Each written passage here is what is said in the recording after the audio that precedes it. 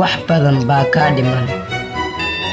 U isticmaal codkaaga naxariis, dhagahaaga wax khayr leh.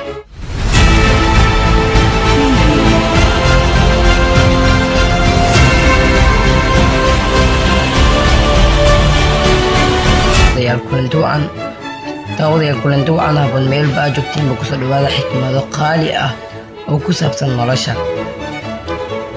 Dadka qaar waxay ka qayb galaan aaska markuu qof ehel ah geeriyoodo, iyagoo muujinaya qiiro inay danayn jireen laakiin ma daryeeli jirin, kamana warqabi jirin inta uu noolaa.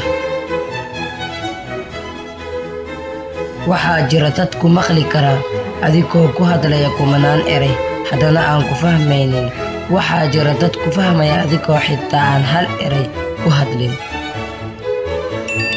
Haddii aad ka cabsan jirtay kelinimada cidlada, hadda ka cabso inay saaxiib kuu noqdaan dad xun.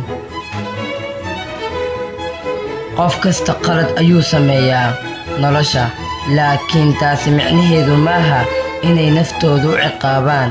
Marka qaar dadka wanaagsan ayaa sameeya doorasho xun, micnaheedu maaha in ay xun yihiin, micnaheedu waa bini'aadam in ay yihiin. Waxaa jira 4 kelmadood oo muhiim ah noloshaada: caqiido, daacadnimo, aaminaad iyo xushmad. Haddii ay noloshaadu ka maqan yihiin ku dhaqanka kelmadahani, wax badan baa kaa dhiman. U isticmaal codkaaga naxariis, dhagahaaga wax khayr leh.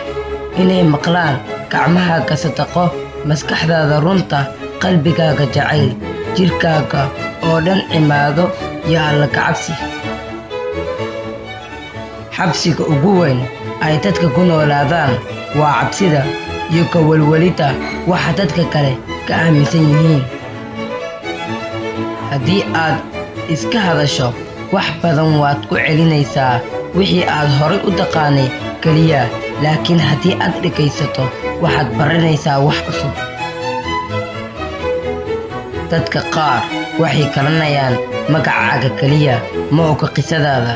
Waxay arki karaan dhoolla-caddayntaada keliya, ma oga xanuunkaaga. Waxaa la yaabaan aamuskaaga, ma oga waxa maskaxdaada ka guuxaya. Waxay akhrin karaan qoraalka aad soo qortay, laakiin ma oga waqtigaa ku lumisay. Subscribe saar oo maqlaysi warkani. Waxaa jira 2 nooc oo daal ah.